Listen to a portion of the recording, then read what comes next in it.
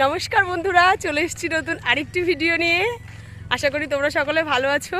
তো আজকে বাড়িতে এসে দিদির সাথে হাঁটতে এসেছি। দিদি আছে ওইদিকে সামনে, আর আমি এই যে একটা খুব সুন্দর রাস্তা, এই পাশে কিন্তু আছে আমাদের খাল।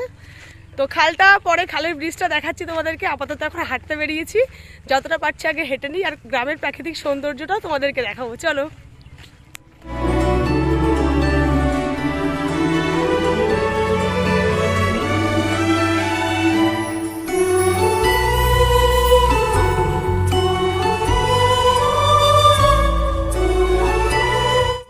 তো বাড়িতে এসে গ্রাম ঘুরতে কার না ভালো লাগে? আমার তো সব থেকে বেশি ভালো লাগে। আমি যখনই বাড়িতে আসি তোমাদের সঙ্গে আমাদের গ্রামটা শেয়ার করি।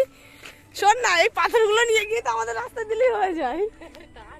এখান থেকে কয়েকটা ভাবছি সরকারি পাথর চুরি করবো, আর আমাদের রাস্তাটার অবস্থা পুরো বেহাল হয়ে রয়েছে, সেখানে নিয়ে যাব। কিন্তু আমি বাড়ি থাকলে তো চুরি করবো, আমি নিজেই তো থাকি না বাড়িতে।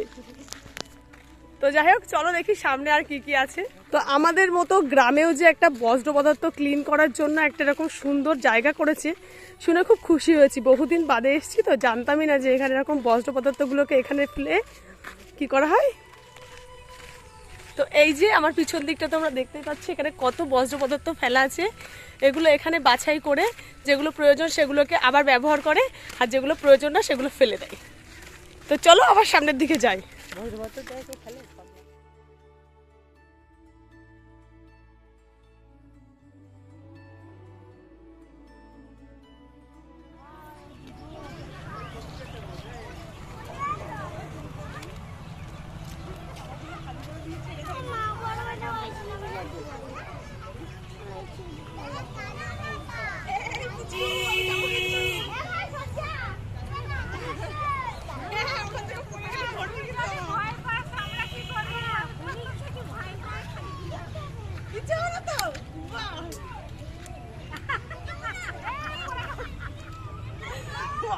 হ্যালো গাইস, আমাদের পাড়ার সমস্ত কাকিমারাই হাঁটতে এসছে। তো হাঁটতে এসে তাদের সাথে দেখা হয়ে গেল। জানি না আর কবে আসতে পারবো হাঁটতে। কলকাতা থাকলে তো হাঁটা হয় না, শুধু ঘুরে ঘুরে বেড়াই। আমার দিদি আমাকে সাপোর্ট করছে। তো যাই হোক, তো আমরা দুজন আজকে তো হাঁটতে বেরিয়েছিলাম। এই যে আমি আর আমার দিদি। ও তো প্রতিদিন আসে, ও এক মাসে বললো 2-3 কিলো ওয়েট কমিয়েছে। আর আমি ওর সাথে থাকলে হয়তো আমারও ওয়েট কমে যাবে, কিন্তু বাড়িতে তো আসা হয় না, ওই জন্য ওয়েট আমারও কমবে না, আমি দিন দিন মোটা হয়ে যাচ্ছি আরও।